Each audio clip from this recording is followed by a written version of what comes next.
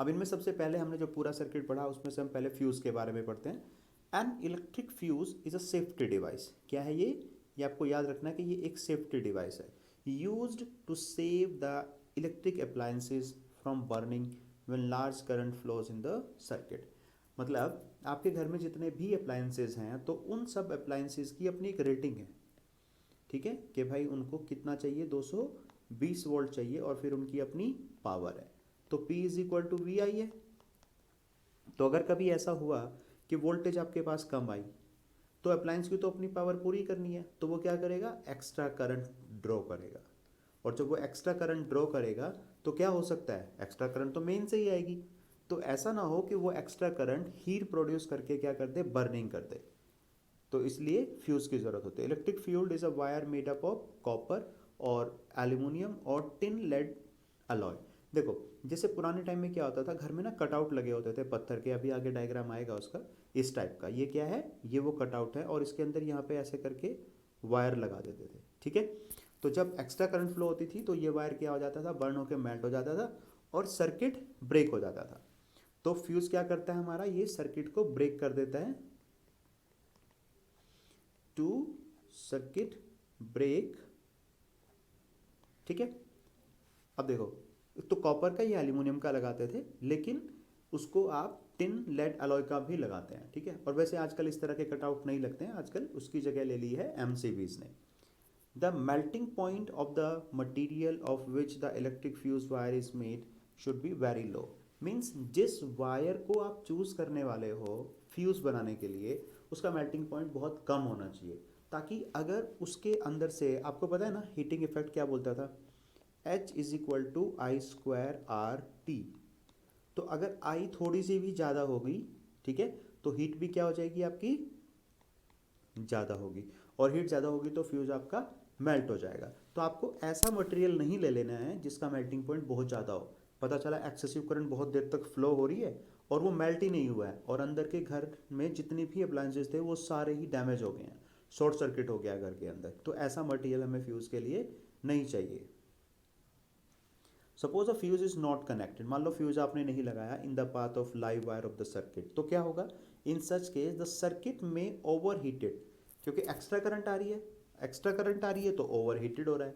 Heat तो वैसे भी होता है, लेकिन उसकी अपनी कैपेबिलिटी होती है कि वो कितनी हीट को विदस्टैंड कर सकता है। उससे अगर एक्स्ट्रा होगा तो फिर क्या होगा, अगर सेफ्टी लिमिट से ज़्यादा करंट होगी तो वो बर्न हो जाएगा। There is a chance change, ये चांस है बेसिकली, सॉरी चांस है, change of short circuiting of the circuit. Circuit क्या होगा आपका, शॉर्ट हो जाएगा, विच कॉजेज द फायर।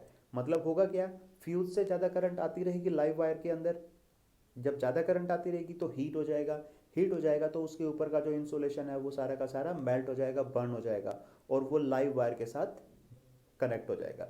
दोनों लाइव वायर और न्यूट्रल वायर एक दूसरे के साथ चिपक जाएंगे, तो इसे हम क्या बोलेंगे कि अब ये हो चुका है शॉर्ट सर्किट, और उससे हमारी स्पार्किंग होगी और बर्न हो जाएगा। To avoid short circuiting of the circuit a fuse must be put in the path of the circuit. तो फ्यूज होना बहुत ही ज़रूरी है। तो एक तो ये कटआउट टाइप के फ्यूज़ होते हैं, एक ये अपने अपने, जैसे इन्वर्टर होता है, इन्वर्टर में इस तरह का फ्यूज़ होता है, या किसी दूसरे अप्लायंस में इस तरह का फ्यूज़ हो सकता है। वो डिपेंड करेगा कि किस तरह का अप्लायंस है हमारे पास, उसके अंदर कितना स्पेस है और किस तरह की फिटिंग की वहाँ पे हम फ्यूज़ लगा सकते हैं। बट बेसिकली होता क्या है कि फ्यूज़ कम कॉस्ट में लो मेल्टिंग पॉइंट पे करंट फ्लो कराता है अपने अंदर से, ताकि खुद हीट हो जाए, खुद सेक्रीफाइस हो जाए, लेकिन उस अप्लायंस को या उस पूरे घर को सेव कर सके। ये पर्पस होता है इलेक्ट्रिक फ्यूज का। अब हमारे घर में होते हैं स्विचेस, ठीक है। स्विचेस का क्या काम होता है, किसी चीज़ को ऑन या ऑफ करना। ये जो स्विच है ये वहाँ पे यही काम करता है जो हमारे लेबोरेटरी के जो सर्किट होते हैं, लेबोरेटरी के सर्किट में जो काम प्लग की करती थी वो ही काम ये करते हैं हमारे स्विच की। किसी अप्लायंस को ऑन करना है, टीवी ऑन करना है, एसी ऑन करना है, तो स्विच दबाया, ऑन हो गया।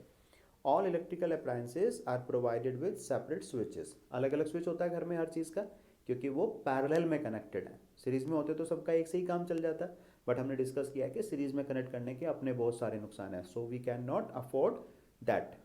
All switches are connected with live wire as well as neutral wire। Live और न्यूट्रल दोनों के बीच में कनेक्ट होते हैं। जब ऑफ कर देते हैं आप उसको, तो अब उसका मतलब है कि अब हमारा स्विच कांटेक्ट बना रहा है न्यूट्रल वायर के साथ जिसमें सप्लाई नहीं आती, और अगर ऑन कर दिया तो अब वो कनेक्शन बना रहा है किसके साथ, लाइव वायर के साथ जिसमें एक्चुअल करंट हमारे घर में आ रही है। When we switch off an appliance, then it gets disconnected from the live wire. Now if one touches the metallic body of the appliance, there is no danger of the electric shock. अब आपने line of ही कर दिया है तो फिर metallic body पे आप हाथ लगाएंगे तो कोई दिक्कत नहीं है। But if connections to the switches are in such a way that on switching off the appliance neutral wire get disconnected but not live wire, then there is a danger of electric shock. मान लो क्या किया कि जो electrician है उसने गलती से ऐसे कनेक्शन कर दिए कि जब आप ये समझ रहे हो कि स्विच ऑफ हो गया है, तो ऑफ होने के बाद वो लाइव वायर से कनेक्टेड है लेकिन डिसकनेक्ट किसके साथ है, अगर ऑफ के केस में वो लाइव वायर के साथ कनेक्टेड है तो फिर आपको शॉक लगेगा, तो आपको पता लग जाएगा कि ये कनेक्शन जो है हमारे रिवर्स हो गया। तो an electrician must do the